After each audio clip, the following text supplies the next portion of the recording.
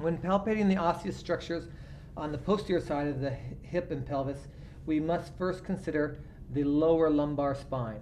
The first thing we're going to palpate is the L4, L5 interspace, and that is basically the spot between the spinous process of L4 and the spinous process of L5. This is basically in line with the top of the iliac crest.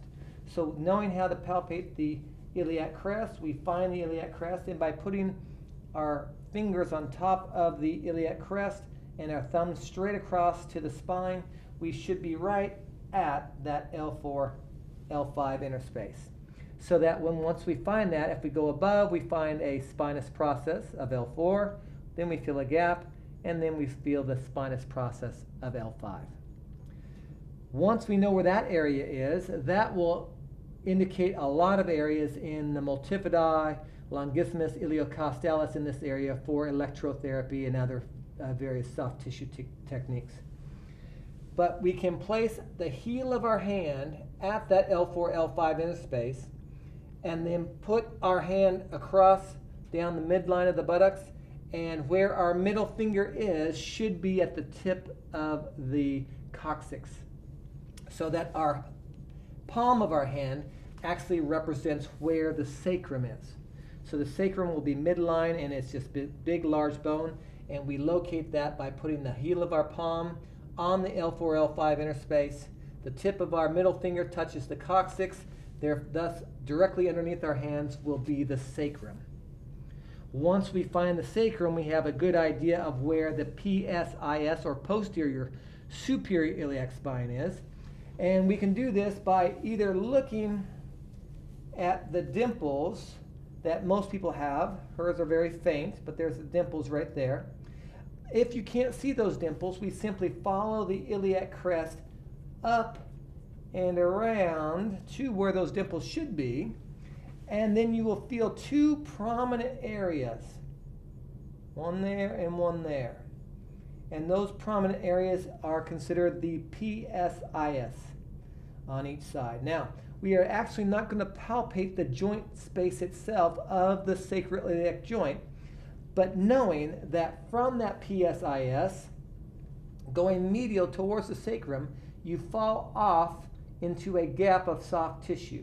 That gap is the posterior sacroiliac ligament, and that is considered the SI joint. If patients have pathologies, that is extremely tender to palpation. So we can actually palpate the joints on both sides, and we are palpating the sacroiliac joints.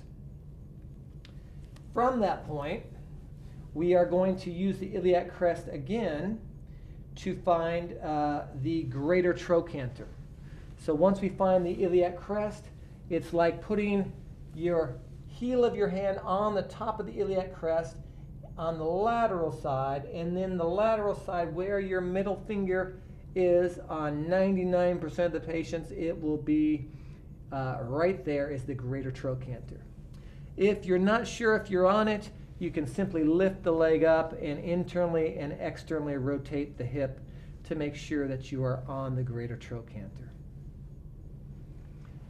From that point, we are going to use a soft tissue landmark, and that is what we call the gluteal fold, the fold in which the gluteus maximus meets the hamstrings. So there's a natural fold there we call the gluteal fold. It is horizontal or parallel to the ground. And we are simply going to place our thumbs in that fold and push up. And you can't miss it. This is a large, huge tuberous osseous structure called your ischial tuberosity.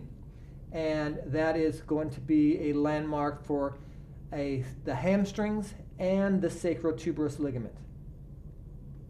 From the ischial tuberosity, we are going to go up at an angle towards the sacrum, and we are going to feel above the ischial tuberosity and then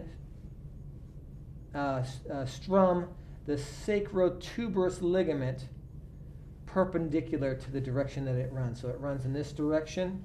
We are going to strum it in this direction. And you can feel a hard structure that is non-osseous, but is a very firm structure. And that is your sacrotuberous ligament.